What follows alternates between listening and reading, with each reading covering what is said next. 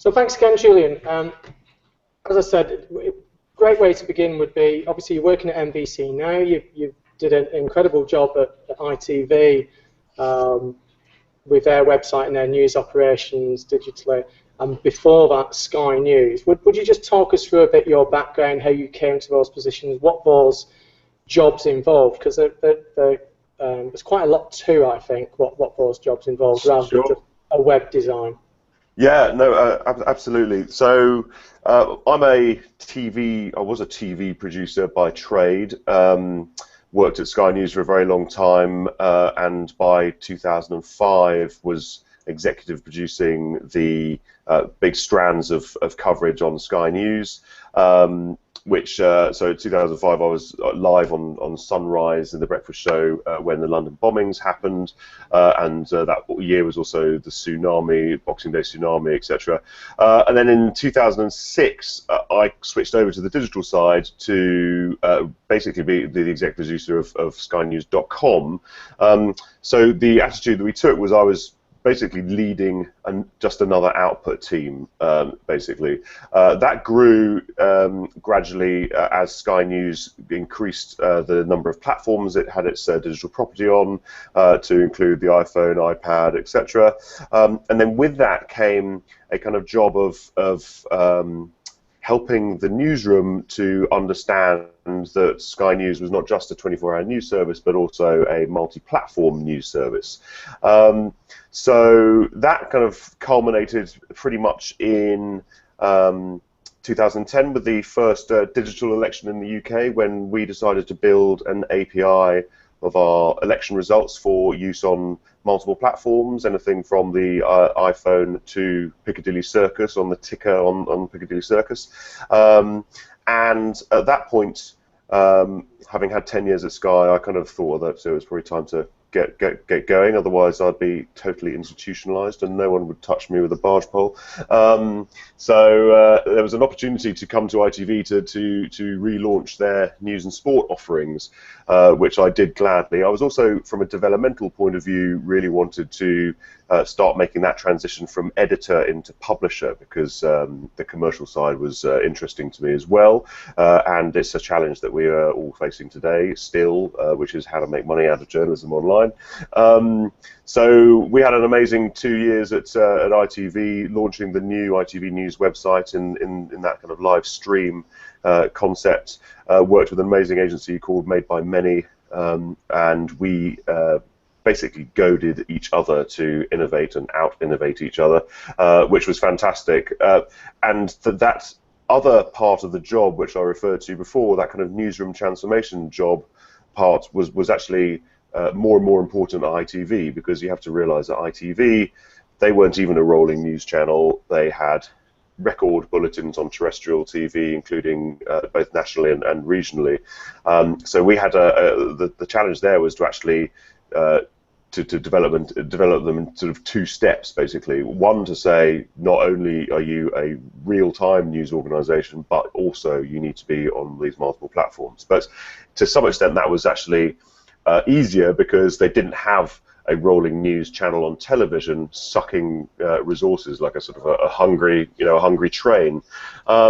So some ways that was a bit easier, but so that was very good. That was all fun. And then actually, what happened there was I actually ended up running the whole online business at ITV, which is all about making money from video on demand of our long-form TV shows. So that would be, Britain's Got Talent, X Factor, etc., Downton Abbey. Which is a hell of a lot easier to do than making money out of news, I can tell you that. So that was good. And then one of those crazy moments of serendipity when, one autumn Sunday, my wife was just thinking, wouldn't it be lovely to go and work somewhere else in the world, or for us to go somewhere else in the world? And 4 days later, my old boss at ITV News, Deborah Turness, who is now the president of NBC News, rang me up and said, "Hey, look, there's a Julian-shaped hole here in New York. Why don't you come and fill it?" So why wouldn't you do that? It was great fun. What I find here is a very similar situation, although I'm not going to be, I'll be very frank, and they won't like me for it, but almost a time warp back. US network television news is even more kind of entrenched in its own sort of traditionalism than the UK, and actually it makes you think when you're here just quite how far ahead of the curve Sky News was and is. So my job here has a crazy title, Senior Vice President of Editorial and Innovation. Basically, it's looking after all the digital products at NBC News. So that would include the the properties for the breakfast show today, for the nightly news, which is the 6:30 evening bulletin. But we also have NBCnews.com, which is just our kind of rolling website. The challenge is making money out of it big time. It costs more than it does. It costs more to run it than we earn back in advertising revenue. So that's the big challenge from the publishing perspective.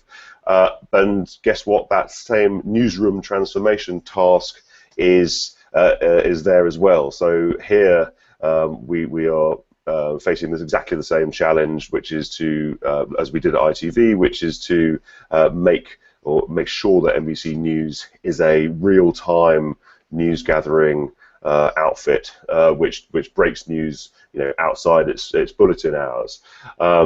We're helped here though by the fact that there is a 24-hour channel for NBC News. It's called MSNBC. So that kind of helps, and also within our family we have CNBC, which is the business channel, which is actually viewable globally with 3 different kind of flavors, Asia and Europe, as well as the US domestic channel. So, but it's a massive organisation, and old habits die hard. But we relaunched the site in February, and then retweaked the desktop version after some quite what should we say, vocal feedback.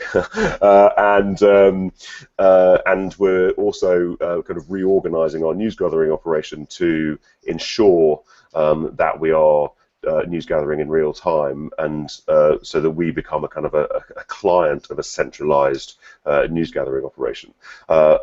On top of all of that, we're also building a new newsroom collaboration tool, which goes right to the heart of the problem. Effectively something to effectively service a new workflow, which which gathers news in real time, sets, if you like, our default setting to share rather than keep secret, because that's what had been happening before. So it's a really fascinating time, hugely challenging, and but good fun. So I think it's worth maybe, I'd like you to talk a little bit more about Sky to begin with, because I think in each of these roles that you've had, there's been an external aspect to it, a visible side to it, which is changing the website. But also, I think in each of your roles, you've had very much an internal role in changing the way that what journalists are doing, connecting different parts of an organisation, often through the web operation or through the content management system. I remember at Sky, one of the real innovations of the redesign that you oversaw was that for the first time there was a news website which didn't have categories that were always sport, politics. You would have a category that was Madeleine McCann, for example. If that was a big story, that would be a category at the top level. And I remember Twitter as well, there was kind of an internal newswire started up around that time as well. Would you tell us a bit more detail about both those aspects, how you approached the redesign and what you changed about what journalists were doing behind the scenes? Yeah. So let me do the. I'll talk about the redesign first. Funnily enough, in those days, when it was that 2009, I think, 2008, the difference, 2009, Disappearance of Madeleine McCann. I was by no means an expert in web redesigns, and I think it's fair to say I'm still learning right now. But we, in many respects, that redesign was almost a kind of textbook lesson in what not to do, frankly. We were using a really, really awful technology platform, which was decided by technologists as opposed to in a collaboration with journalists. We were using Vignette 7, which is the most hideous thing ever, not only to build but also to author content in. So that was that. It was also a massively waterfall type operation. Now, by that I mean that we had a series of meetings basically capturing requirements, in an Excel spreadsheet, and they would be sent off to India to an organisation in Gurgaon, just outside Delhi, and then we'd go out there, go out to India 6 months later to see what they'd made, and find out that it was absolutely nowhere near what we were wanting. So it was by no means iterative and collaborative. It was kind of like chucking things over a wall and expecting what you expect, the right thing back, which was never going to happen. So it was hugely challenging, to be perfectly honest. And there were so many, I can go on for years about the other things that we'd learned from that. But yeah, I mean the Madeleine McCann thing, I think I've got to be honest. I mean, in retrospect, yes, you could argue it was a complete stroke of genius, but it was complete accident from my perspective, because the Madeleine McCann story was going completely bananas, as you would expect, and it still does, frankly. And we were on it fairly, kind of aggressively right the way through. And I just decided, well, everyone's looking for this, so why don't we make it easier for them to find, basically, and so we had a position on the nav for Madeleine, and that's did extremely well for us, because that helped users find that stuff. It also helped in search, because from a sort of taxonomical level, with Madeleine as a kind of at an index level, it massively improves your search equity, because Google think, oh my gosh, you really are an expert on this, because you have a whole section devoted to it. And what sort of came on or kind of followed from that was products like Daylife, doing kind of categorization of content into topic pages, and topic pages, as we all know now, in search are really, really powerful. So that was a pretty significant deal, actually, in some respects, but weirdly, I didn't have all of those highfalutin ideas when we did it. We just thought, we should do this because that's what our audience is looking for from our analytics. So that was that. And as far as the kind of transformation piece was concerned, my kind of appointment came after a kind of a change at the very top leadership of Sky News. Nick Pollard, the head of Sky News, then went off to run British Forces TV. Lovely guy, excellent bloke, and handed over to his number 2, John Riley, who's still the head of Sky News now. He went off to, or BSkyB sent him off to Wharton Business College in that summer of 2006, and he came back saying, look, guys, we've really got to get our act together in this internet thing, There were other organisations doing okay at those sort of times, and that's when he put me in charge of it as an exec producer. And my wife, I seem to remember at the time, I'd just come off the phone to him, having accepted that role, and she said, "Are you sure you're doing the right thing?" And I thought, well, I think so, yeah. No regrets. But anyway, the big mission there was that we were completely focused on delivering content to a real-time to a rolling news channel, and that's and if anyone's done sort of work experience or worked at a rolling news channel, you'll know that it's basically like a really, really hungry kind of, it's like a train, basically. You have to keep on shoveling it full of coal to keep it going, and then sometimes it'll just go, with a big breaking news story. But that means, and because you're always on and you can't go to black and what have you, and people are doing these kind of, doing live two-ways every single hour, it meant not only that there was a challenge even news gathering during the day when you're stuck in front of a live position, but with those two challenges, being stuck in front of a live position and having to news gather for a VT for later, what time do you have to deliver anything for the web? Equally, television is a completely different medium where writing is completely different, and and these TV journalists simply aren't. They just don't write, basically. They don't write in kind of in words that you read. They write in words that you hear. So that's a very different style, and that involves a little bit of education. And we just had to. It was tough. We just had to sort of. I think John Riley just issued pretty much kind of an edict, and we said, look, this is the world we're in. You guys have got to deliver to the digital platforms as well as for TV, and basically what we did is we championed the successes, and you sort of held up the the guys who did it well as the new heroes, and it kind of grew from there, because people who quite frankly, people who did it and did it well got on better, basically, in their careers. And if you look at someone like Mark Stone, who's the Sky correspondent in China right now, he is. I mean, that's very. He's now a foreign correspondent. He was a producer in those days, but he was so into it and really helped get involved, and he was delivering as a field producer from the field. But it advanced his career brilliantly. And now the mindset at Sky from my colleagues still there is utterly different. They are.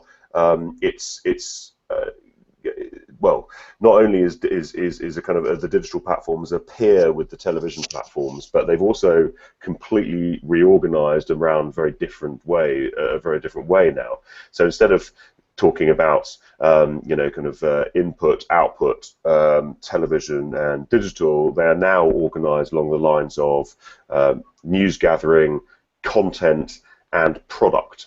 So that is actually kind of television and digital just go into just fit into kind of content and product, and that's a really interesting view, and it's actually a way that we're sort of doing it over here. We're very consciously centralizing our reporting capability at the news desk, so that the output platforms, both television and digital, just become clients of that. So I'll go into that in a little bit further in another kind of answer. But so Sky, it involved oodles of communication.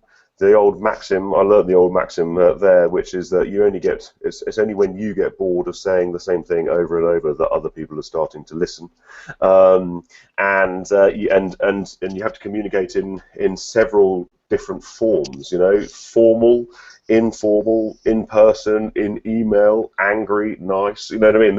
You just have to keep on going, but also you have to be cognizant of actually some realities as well. The realities are that if you've ever been in the field and on a story, it's busy, especially if you're madly trying to news gather and do stand-ups. It's impossible for people to, sometimes it's impossible for people to deliver stuff, even though they might want to.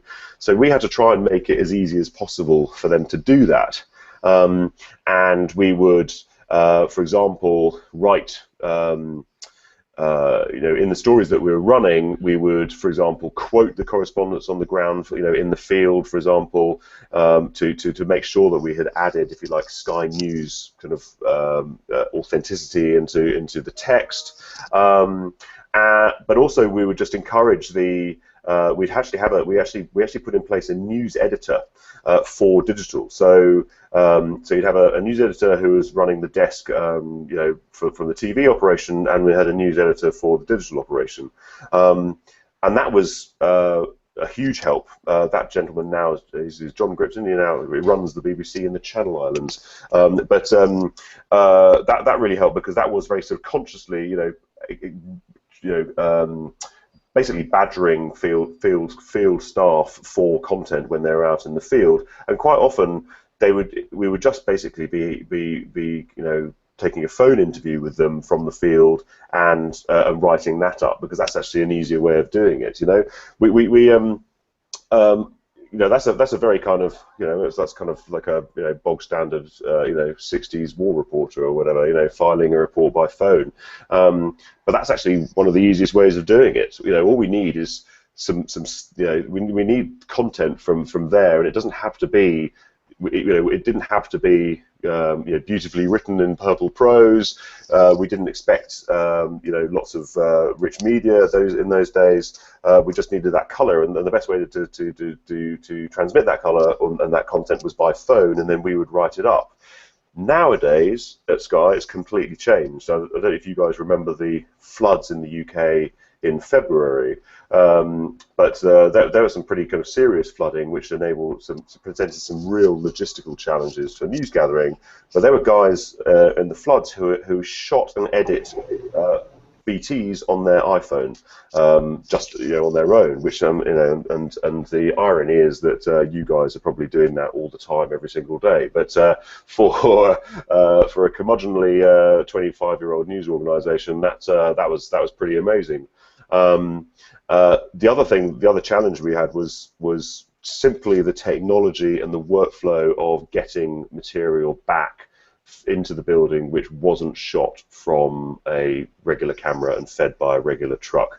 And in those days, it was almost impossible to email stuff, clips. We're talking 2009. It's ridiculous. It's the iPhone had barely been invented, I think, and video quality on mobile phones was pretty rubbish as well. But we used to just struggle to get material into the build which we could use in a timely fashion, going through scan converters and all of this kind of stuff, but interesting times. So I know that at that time Twitter, it sounds like, for example, in mobile phones generally played a role in allowing reporters to essentially file copy between the on-air stuff. And I know, I don't know if it was during your time there, that reporters, for example, when they're first on a scene before the TV truck, is take pictures on your phone, get the pictures online, so they've got something visual to put online. And then when you came to ITV News, it was essentially some of that activity seemed to move directly onto the ITV News website, and live blogging, the idea of breaking down the story into different parts, that was really at the heart of the ITV process. Would you now move and tell me a bit about how that came about and how that changed the way that journalists went about their jobs at ITV? Yeah, no, sure. So actually, yeah, it all started for me. It all started at Sky when there was an outfit called Cover It Live, and I think they've been, don't know what's happened to them, but there's a Scribbler, I think, as a competitor to them now, who invented a kind of a live blogging platform which you could embed as a kind of a big kind of widget on a page, and so we would used to run live blogs on the page, and I will insist publicly that we did it before The Guardian, even though they said that they were the first to do it. But then we took it a step further, where we decided to put that live blog right bang in the middle of the homepage on SkyNews.com. And it was an amazing way to get very, very immediate live reporting. So we at ITV took that a step further, not only making live blogging, if you like, the standard way to tell our news, but also making it the homepage. So ITVnews.com or whatever was basically a giant live blog, and the research that we had done as part of that kind of ideation process to create that product was basically basically ran like this. It's an incredibly crowded marketplace. Every single other site was basically a page-based website, and frankly, if you just cut off the top 2 inches of the page, you'd be barely able to distinguish between them. And we decided that if we were going to make any impact whatsoever, we had to be super bold, and to do one thing brilliantly than try and do 20 things in a sort of more mediocre fashion. So we went all in on this kind of live blogging idea, and we had a kind of a staff. We had a small team in London running the national site. It was only like, still is probably about sort of 9 people max, and we'd had one member of staff, possibly 2, in each of the ITV regional newsrooms around the country, and their job was to effectively, almost like to live blog the news as it went. We also created a CMS which was incredibly easy to use. Now there's lots and lots of hype around Vox Media's bespoke CMS and all this kind of stuff. We were doing this in 2011. Dragging and dropping pictures into a box to frame them, no cropping, no uploading, dragging and dropping or copying and pasting the tweet of the URL of a tweet into a box in order to render it, to embed it. All of this kind of stuff. Super simple, and it meant that we could, you could break stuff with extreme immediacy. The other point, though, to make is that it lended itself to the life of a very busy TV newsroom as well, where it's impossible to write. It's impossible to sort of have the time to write 400 words. B, they would struggle to do it because they're more skilled at writing television scripts. C, many readers, we realised that so many readers couldn't even be bothered to read that much anyway, and we just wanted to tell the story as it evolved, like a rolling news channel, and then you kind of layer on top of that a kind of a taxonomy and a structure which enables you to categorize and to see those updates as a contiguous whole, so you actually can read the kind of evolution of the story, and then back to our old topic of topics, adding tags so that you were dynamically creating topic and tag pages with that stuff as well. So it made it a lot easier for people to do. We would still rely on basic things like phone filing and email to the desk or whatever to update text bursts like that. Yes, people were able to shoot film and video better, but it was a real, we had to put in a hell of a lot of effort into kind of re-cranking up that kind of machine. Exactly the same kind of process again. We were living in a world where I remember in a heads of news meeting, there was a discussion. This is 2011 or 12. We're having a discussion about a hypothetical situation where they said, okay, imagine if the transport, you knew that the transport secretary was about to resign, what would you do? And it's 2 o'clock in the afternoon, and one of the heads of news is the head of funnily enough, Central News Birmingham, as was, said, yeah, no, I'd definitely keep it for the 6 o'clock. And there were a couple of jaws which dropped in the room, not least mine. There was still the thinking that you could hold stuff for bulletins. And to be fair, to that guy, there is still sometimes that prevailing thought over here as well. And I think we've just about exorcised it, thank goodness. But it was quite just an interesting kind of illustration of kind of where positions were, and it's completely ridiculous, as you guys know as well, because if you know something, say it right now, because otherwise someone else will say the same thing in 5 minutes' time. But equally, the story will evolve as well, and you need to keep on, kind of evolving that story and telling it as it goes. And that relaunch, the ITV News website, I remember had an enormous impact on the traffic that you were getting after that.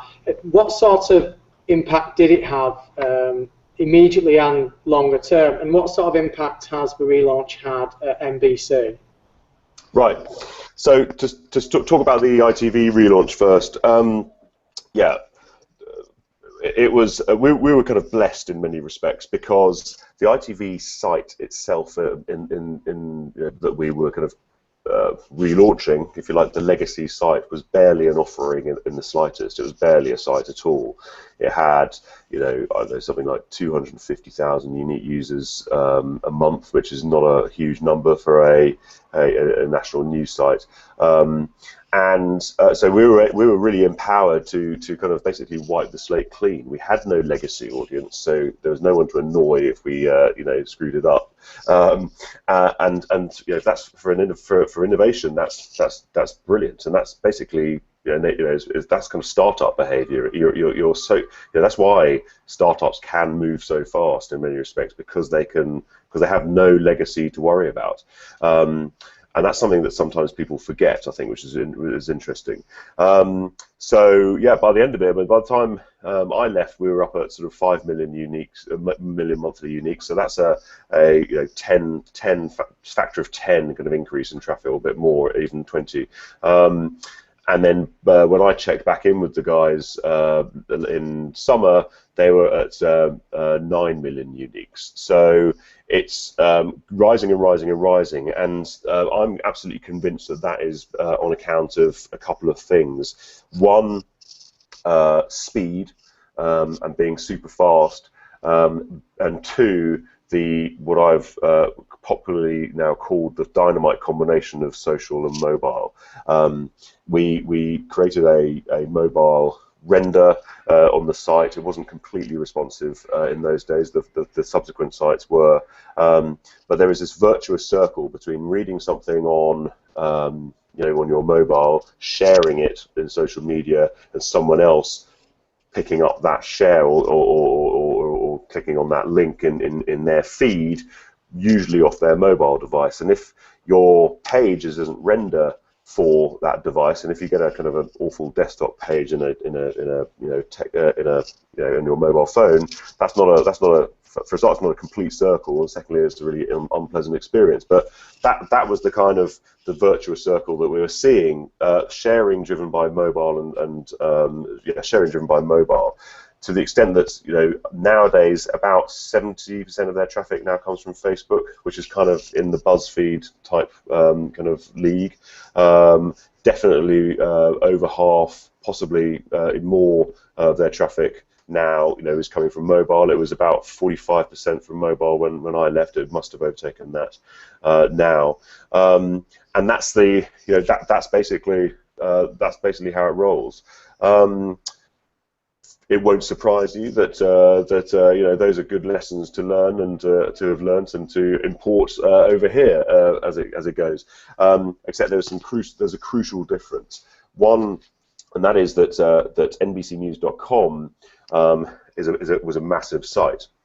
What was really interesting, though, also, is that NBCnews.com started life out as not even its own website. NBC, about 17 years ago, partnered with MSN, the Microsoft portal, to deliver a news service, hence MSNBC.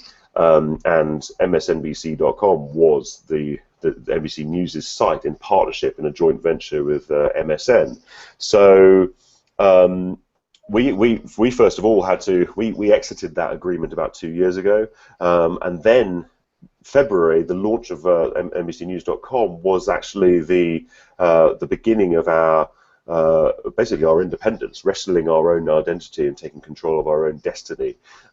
Basically, the site was fascinating. I joined at the end of January, and the original site was basically a tiled thing, a series of tiles. So very, very rich in visuals, a responsive design, which was fantastic, and crucially, thank goodness, built on a technology architecture, with a shared content repository and a kind of an application layer, an API, which enabled us to deliver that content onto whatever platform we wanted to. So, frankly, I don't think I would have come over here if that hadn't been the case. It hadn't been built like that. But it has to be said that that launch didn't go well, and it didn't go well because our main user base were these portal users. I mean, it's slightly anachronistic, frankly, but you know, that's such is life. Huge, you know, over-indexing in these MSN users who had come to the portal to check their emails, like they had done for the last 15 years, clicking on a page which happened to take them to an NBC News page, which they didn't even know, you know, they didn't even realise. And then going back to the site, going back to the portal. So our traffic from you know, from the portal from MSN was about over half our traffic in referrals. When we redesigned the site, we annoyed that whole cohort because they you know, and you know, I've relaunched enough sites now to know that it's basically like quite often with fans of the site, is you know, when you relaunch, it's as if you've murdered their firstborn child. They, you know, utter horror. But this was very justified utter horror. They turned away from us in droves. We all got absolutely deluged in complaints, and you know, our traffic dropped about 40%, something like that. It was, or 35%, something like that. It was pretty big, and we had to take action. So we did, and we switched to a much more traditional site in terms of its kind of, if you like, its its index density. So by that I mean, you know, lots more stories just shown on the index page in headlines with no picture, which meant that users were much more able to scan. And that was the big thing that we kind of recognised among our users, and we call it scan, scan, scan, dive. Basically, it's the sort of the user habit of coming to a page, scanning, and then looking into something that you're really interested in. But they really, really valued that kind of scannability. So we changed it, and interesting, what we did is we ran it on a subdomain first. So we were on NBCnews.com, but we launched preview.nbcnews.com. And so we ran it on that subdomain and exposed, you know, 10% of the audience to it, and then we obviously grew that audience as we went. But what was fascinating about that is that the preview.nbcnews.com becomes our live beta, and it's a permanent live beta. So everything we're you know, betaing stuff all the time now, and it's always there. And we're really starting to get to grips with A/B testing now, to continually test our stuff before we launched. And frankly, the biggest lesson from that February launch last year was that it wasn't launched in beta. Why? Because the team felt the pressure from on high to launch, to hit a deadline. You know, I remember being on one of these calls around about Christmas time. Just was, you know, I hadn't yet started, but I was dialing in from the UK just to acquaint myself with stuff. And I said, "Why, guys? Why aren't we launching in beta?" Beta being the US for beta. And they said, "Oh, well, you know, Pat Philly really wants us to launch by this date." And that's you know, that was a crucial mistake, frankly, you know, because what we should have done, and I think, you know, our chairman and president would have much more appreciated a much more transparent conversation, saying, "Hey, look, we're, you know, we think actually it's much better for us not to do a big bang launch just to meet this date that you've set, but to expose it to 10% of the audience and see how we go. Because as soon as you do that, we would have uncovered what a massive impending disaster was about to befall us." But hey, we learn, and then what's also really interesting now is that although we are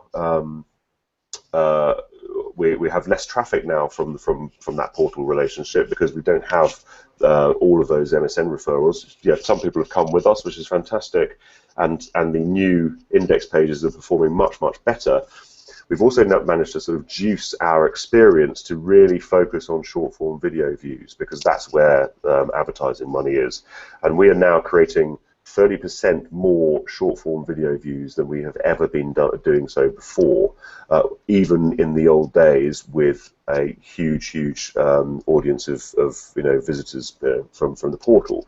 So that's an amazing thing there. And it also just goes to show, which is one of my kind of big bugbears, is that just sheer audience is not everything. Do you see what I mean? That people get obsessed about ComScore ratings and all that kind of stuff. My kind of impassioned plea is that it's not just about the quantity of your audience, it's about the quality of your audience.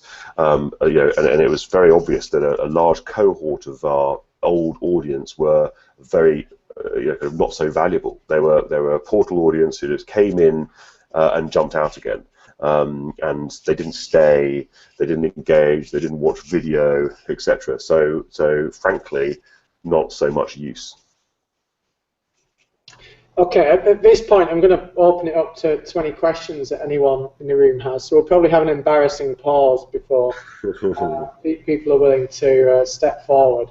If anyone does want to ask questions, if you want to come here and sit so it's recorded on audio at least, you can sit there if you don't want to be on camera. But any questions?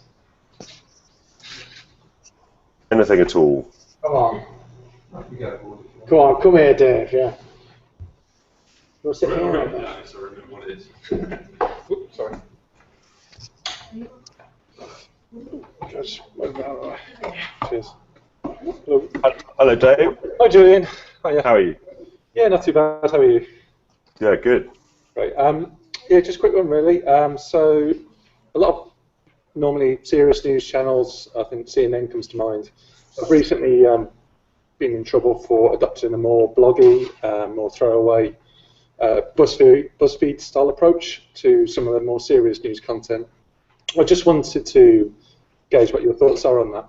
Yeah, that's a really great question, David, and it's something that we all think about. I'm, to be perfectly honest with you, completely sick to death of fellow news executives quoting BuzzFeed at me, because good luck to them. They've done brilliantly well. Jonah Peretti is a pretty amazing outfit, and that their new publisher is incredible, who's the woman who's credited with bringing them all that audience. But basically by doing it in a way which not only kind of really plays to the Facebook algorithm, but also with a lot of paid audience acquisition by actually paying Facebook to get those audience that audience and those stories placed. What we believe we've had a look at the competition basically, and we believe that there are kind of, in our world, there are kind of three big groups. There are the traditionalists, that's people like us, CNN, I'm talking about the States, but BBC, you could put the Telegraph, you could put all of these guys in there, New York Times, whatever. Then there are these giant aggregators, so that's people like HuffPo, who are enormous, Yahoo, MSN, and then there are what I call the young upstarts. So that's people like BuzzFeed, Upworthy, Vice to some extent as well. They all do a fabulous job. But we believe that we can take our credibility is still very, very valuable, and we must treasure that, and that's one of our most kind of prized kind of assets, if you like. But we believe that we can take our credibility, we can dial up our speed and become much faster. We can beat CNN on reporting breaking news, and we can do that very well.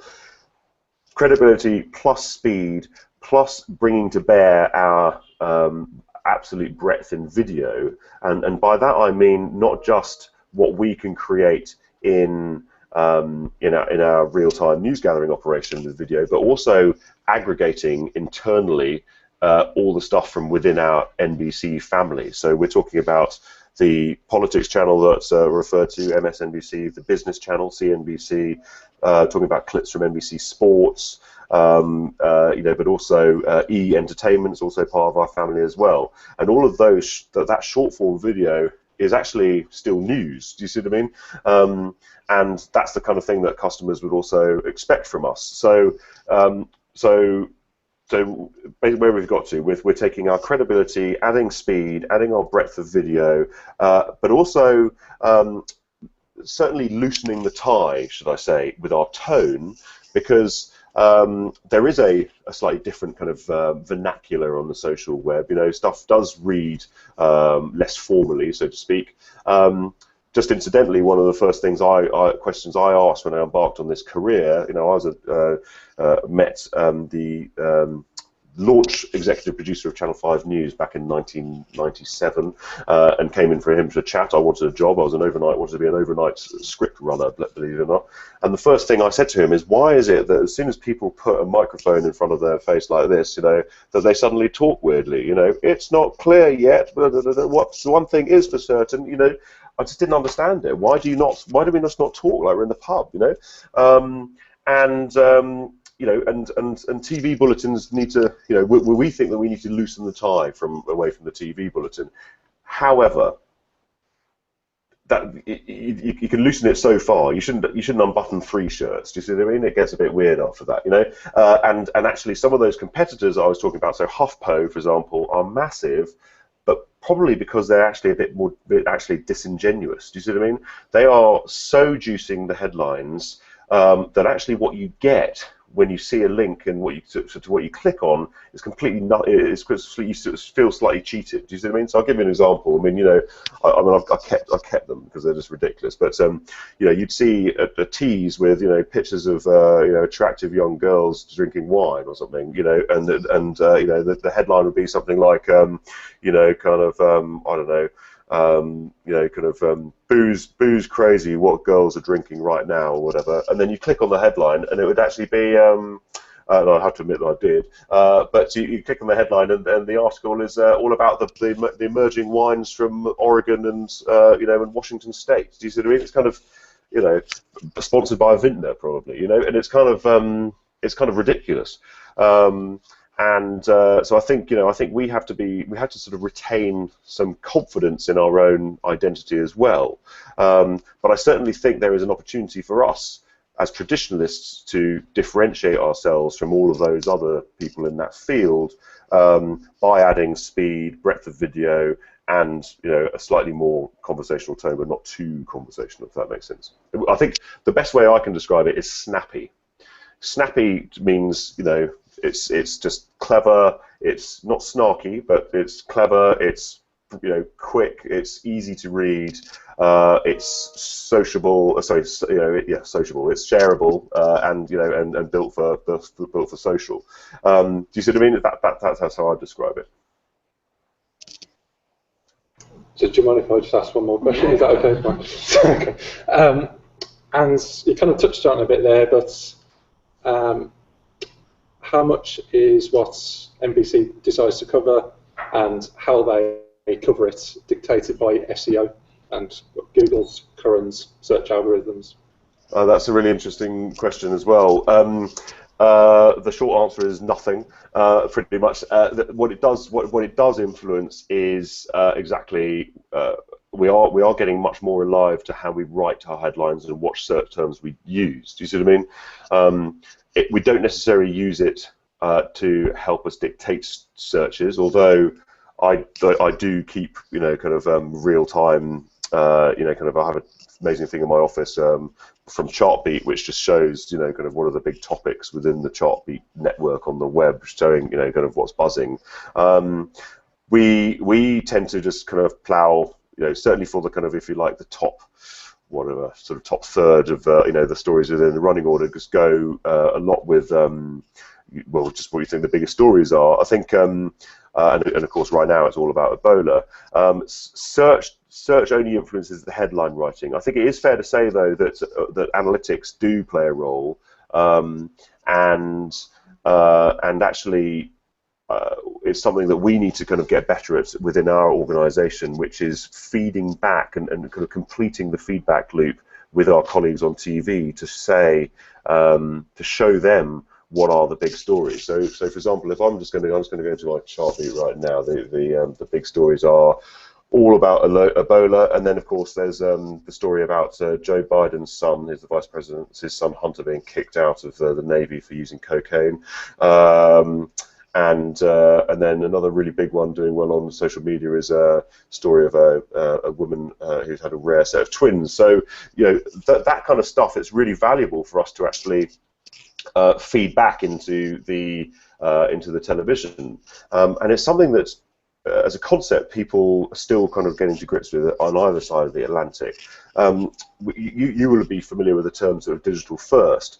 As you can probably imagine, there has been, and across all television news, there was initially a lot of reaction to that, kind of a negative reaction to that, because you say, well, what do you mean digital first? What about, what does that mean, TV second? And that's kind of offensive if you're a TV guy, but what we actually need to be able to do is to kind of articulate to these guys, to the TV guys, that actually by allowing us to put stories on the digital platforms first, you actually get real-time data about how well they're performing, so that you can inform and help inform story choices on the television. So effectively what it does is it kind of eliminates or reduces or minimizes failure. Do you see what I mean? Because if you're doing 25 stories online, say, and why wouldn't your bulletin, which can only has room for 5 stories, take a view on which ones were the best ones or most well performing ones for the television? That's not to say, of course, that you lead your bulletins on Kim Kardashian and Justin Bieber, but it helps inform you. Do you see what I mean? So it might say for a middle order middle order story. I'm thinking of batsman, middle order, a middle order story. It might make you choose one over the other. Do you see what I mean? Because it's doing that much better on digital. Okay, thanks for that. I think there's a queue for me. So cheers, Dave. Good luck. Thanks. Hello there. Hey, how you doing? I'm very well, thank you. I'm one of the post-grad students. Cool. My question is simply, what's the key difference between when you go from being just a journalist to becoming an editor? And sort of what are the main differences, and sort of how do you go about sort of going from just being a journalist to being more of an editor? Yeah, that's a really interesting one. The core difference is, instead of thinking about one story, you're thinking about many stories, basically. That's pretty much it. I mean, I can, when you say editor, I can only think of being a program editor, which is obviously slightly different to a magazine, to being in print or a newspaper or what have you. So my role would go from being, the equivalent from my world would have been transitioning from being a producer of an item, from a single item on the news, to putting together the whole running order. So that means that you not only need to think pretty forensically about what you want to say in each story, but you also have to think hard about which stories you're going to even tell and in what order, and actually it also behoves the editor to actually know the content of each story, as well as that producer as well. Do you see, is each of those stories producers or writers? Do you see what I mean? Again, forgive me because I don't come from a print world, but before you go on air, it was our job to I had to make sure I'd watched every single VT, because that's, I'm the last gate, so to speak, What else? You also have to think about, thinking about, all the stories also requires you to think about the mix, So you don't want a whole bulletin full of, court cases, for example, because that's really boring, You have to think about things like texture. And especially in a linear service, which is not necessarily the case in a digital service, you have to think about the dreaded gear change. So moving from a big jump in kind of levity or gravitas. Do you see what I mean? So from one story to the other. So I think those are the kind of the big considerations. I think the other thing from an editor's point of view is you have to you clearly have to worry a lot more about your audience and who they are and what stories you're telling to them. But having said that, a journalist working on a single story has to be very careful about that as well. It behoves all of us to have our audience front and center, because that's after all who we're doing it for. Do you see what I mean? So so that will affect how you approach a story, what language you use, and kind of what are the best of kind of ways of telling that story for your particular audience. So, for example, you're not going to talk to a bunch of retirees about Snapchat, for example. You know what I mean? It's just not going to resonate. You might talk about Kodak instead. So, do you see what I mean? So I hope that kind of helps. Yeah, absolutely. That was great. There's someone else in the queue. So all right. Good luck. Cheers. Hi there. Do you have time for another question, or do you need to wrap it up? Okay. No. I've actually got till half past 26 minutes. So I'll be delighted to help. Okay, excellent. So you are involved with a lot of innovation and a variety of platforms. What's missing in journalism right now? What can we fill? What's missing? Mm-hmm. Goodness gracious, profit. That's what's missing.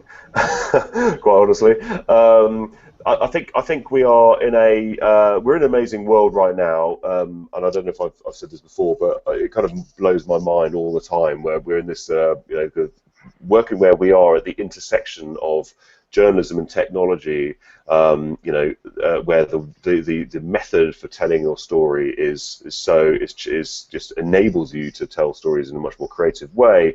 That's an amazing place to be, and it's incredibly fast changing. And the first thing I say to people in newsrooms, and I'll say to you guys is the only thing you can be absolutely sure of is that change is the only constant. So if my top tip would be love change. But what's missing? What we have is I think there is a kind of a fairly broad range now of what should we say? How do we call it? Kind of formats, basically, that running from that super fast kind of snappy, shareable sort of live blog sort of type thing to much more in-depth stuff. And so to give you some examples, take the ITV News website, is one example. Super fast, super snappy, shareable, etc.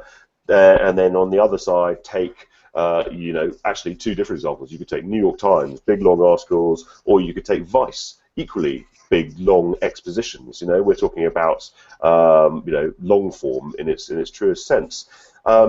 So from a video perspective, we're looking at ideal optimum durations on a website, or usually something like definitely under 2 minutes, something like that, 1 minute 30. Vice are doing 28-minute pieces, so what you could, and equally, you look at something like The Economist or those sort of publications doing much bigger, still sticking to their guns, and rightly so, on that kind of stepping back, long form analysis stuff. Do you see what I mean? So the trend that I sort of see is, if you like, a kind of polarization of the kind of short and long, speed versus depth. You know what I mean? Kind of that kind of polarity, if you like. If anything, the thing that's missing is the stuff in the middle. Why is that? And I think it's because the stuff in the middle is, by definition, neither one thing nor the other. And I sort of think that actually that's also why broadcast, in its truest sense of the word, in other words, trying to do absolutely everything for everyone, fails, or is starting to fail. Do you see what I mean? Because there is this, we are increasing a range of offering, and everyone's different. And and so therefore it's no longer valid to try and to homogenize your audience into one thing and deliver them one product, because the old maxim that you can't please everyone all the time, or whatever it is. You're only pleasing some people and you're going to be disappointing more people than you actually please. Do you see what I mean? So I think that's why sometimes we need to kind of take an attitudinal shift to having more confidence about what we want to do, and then significantly what we're not going to do, because I think that's really important, and B, celebrating a different kind of success. Mass is not always the real success. That my example, for example, about billions of cheap referrals from MSN.com is a perfect illustration from that. Our success now we will measure in our short form video views, if you take our Roku platform, we've got NBC News on Roku, we've got a paltry 55,000 unique users, but they watch 10% of all our video. I mean, that's astonishing. You see what I mean? So those are valuable guys. Jeff Jarvis talks about the concept of variable value. And I think that's a really important thing for us to focus on in this question that you're talking about, which is, different customers have different values, different audience. I'm sorry I keep on talking about customers, but we are a service industry in many respects. But different customers have a different value. Do you see what I mean? So yeah, to answer your question, the bit that's missing is the stuff in the middle, and that's possibly for a very good reason, because the stuff in the middle is neither one thing nor the other.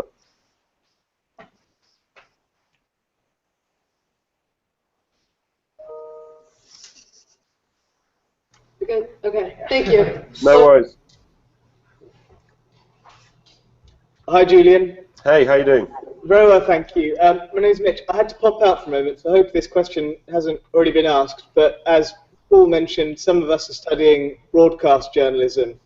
Yep. I want to know if there has been a move towards online-only audio and video content, or if predominantly things are still being taken off radio and television and being put onto online. Yeah, that's a really cool question, and one that we're really kind of interested in. So it's the short answer is that kind of yes and no. It obviously makes sense for us to, if you like, amortize or extract more value out of the stuff which it takes so long to create for traditional platforms. But at the same time, we are very well aware that that video content in particular, because that's what we do rather than the audio stuff. Successful video content on the web looks completely different to the content that you see on the television.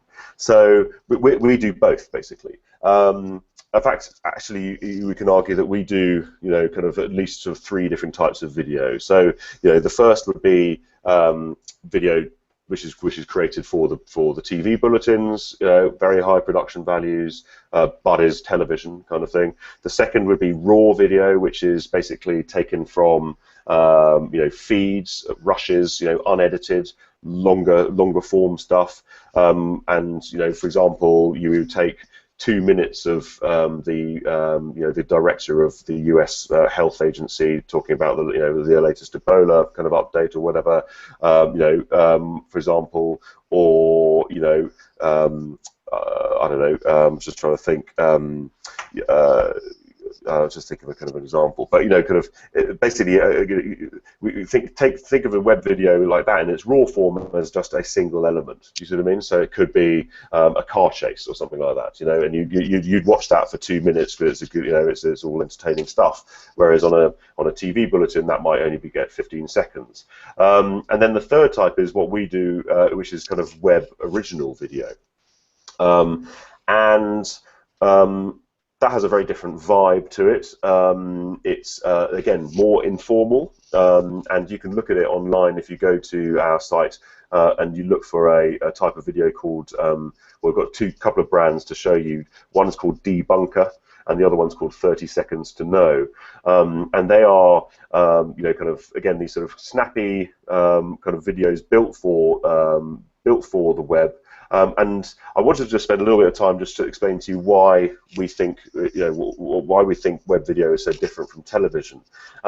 It's basically all about the narrative arc. So I'm going to sort of do a kind of a Minority Report thing here, kind of showing you a kind of you know, a curve here. But so as you would look at it, you know, television basically runs like this. You know, you know, the newsreader does a lead in, and he only tells you half the story, and then he hands over to the correspondent to take over, and then you're in the VT. The correspondent still hasn't given away the whole story. In fact, he's building up to the kind of the last bit, 2/3 of the way into the VT, which is the only bit, you know, it's when you actually finally realise what the story is all about, and then there's a payoff, you know. Whereas, so your attention, the whole point of it is to try and keep you watching. The thing about web video is that we know perfectly well that if they don't like it, people will click away. You know, so web video has to basically start up here, deliver the big bang, and then tail off. Do you see what I mean? Because you don't know when people are going to go, and also to basically shut up when it's time to shut up as well. Do you see what I mean? So that's a really fundamental kind of difference between kind of original web video and TV. And I've got to say, the other big reason that we do original web video is because our advertisers really love it and look for it, because they want something which is different to what's on television. Now that's, you know, me bending over and taking the dollar, but you know, that's what pays all our wages. You know, so we've got to think like, you know, we've got to sort of think like that. The way I see the role of being a publisher is basically like running a dating agency. On one side you've got advertisers, and on the other side you've got eyeballs, and our job is to sort of marry those two together. So we have to create fantastic content that people are going to want to watch, and that advertisers are going to want to sort of get in front of as well. So there you go. Great, thank you very much. Cheers. Well, thank you very much. I think just a final question then to round things off. Obviously, these guys are looking to get into the news industry, the media industry generally. They have so many choices in terms of where to invest their time, what skills to learn, what types of stories to do, how to tell them. What tips would you give to these guys in the next year as they're doing their studies, reporting on stories? Where should they be focusing their efforts? Yeah, okay, that's a lovely question, Paul, and I'm delighted to answer that one. So my tips would be I think the tips would be kind of devour your art, basically, is the first one. That means really, you know, kind of spend time honing your skills at storytelling, and one really great way of doing that would be to actually apply it to every possible moment. And now that might sound a bit strange, but it's you know, a practical kind of example would be, you know, if you've got, you know, for example, if you're doing broadcast and you're learning how to use a camera and tell stories with a camera, just do it with your mates all the time, you know, you know, and you know, whether that be, you could even be volunteering to do you know, videos for, I don't know, either clubs that you belong to, or, you know, your mate's wedding or something along those kind of lines, because it just sort of helps you just keep on honing that task. And, you know, as a jobbing journalist, it's all about speed, and, you know, and you just need to be able to you know, this stuff which should come really naturally, and and any story you're presented with will, you know, you'll know with a click of the fingers kind of how to tell it, basically. So that's one thing. The other thing I'd say is also devour everything around you, all the techniques which are being used, all the products which you see being launched. You know, kind of you know, inhabit all those places.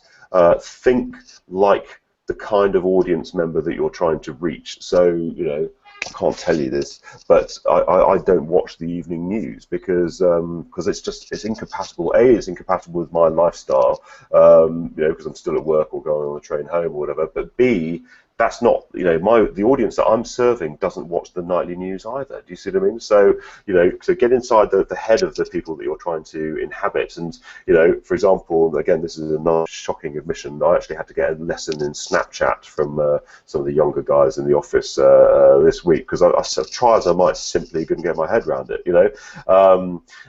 And, you know, so you have to try, and it's a bit like Dad at the disco, unfortunately, but you kind of have to, you know, to really inhabit all these platforms and kind of have it. And the other thing is then experiment as well. I think that's probably there's one, but this is really important. I think you have to feel free to experiment, and you have to love and embrace the idea of failure. I know that sounds bananas, but you know, if you can't experiment here, where can you? You know, in your sort of, you know, in your current roles. But it's also something that I would encourage when you get your, you know, your job, your amazing careers, is to always keep that in mind. And I've kind of built my career on failure, basically, because, you know, what you do is you do stuff and you learn from it, and you do it even better next time. You know, I mean, that relaunch that we talked about in February, you know, you could argue as a case in point. And then the fourth is simply energy and enthusiasm. What employers are going to be looking for is you know, not least, you know, as well as kind of potential and flair, but just, you know, energy and enthusiasm. You know, had lots and lots of amazing people with us on work experience, and the people that distinguish themselves are the ones that will just get stuck in no matter what. You know, my first job in television was an overnight script runner, working 5 nights a week between 11 at night and 8 in the morning, making tea, you know, photocopying scripts, you know, ensuring that you know, celebrities or guests have got in their taxis and all that kind of stuff. And the people that don't necessarily distinguish themselves are the ones who turn their nose up at a slightly menial task because they want to be a presenter or whatever. You know, it's you know, unfortunately, life is full of you know, there's a beautiful texture in life and work. You know, there are some very boring and you know, kind of drudgery tasks, and there are some really exciting ones, and unfortunately you have to do both. But so there you go. Good luck. Thank you very much for that. You've been very generous with your time. I'll be in touch afterwards, but I'm sure everyone here is very, very grateful, and it's been a fantastic chat. Thank you. Well, listen, guys, Paul, thank you very much as well. Very, very happy to help. And I'd also just let it be known that if you guys do have any follow-up questions and want to ask anything else, I'm available. Just ping me an email or what have you. You can go via Paul. I'll be delighted to help. Thank you very much. Bye-bye. Cheers, guys. Happy Friday.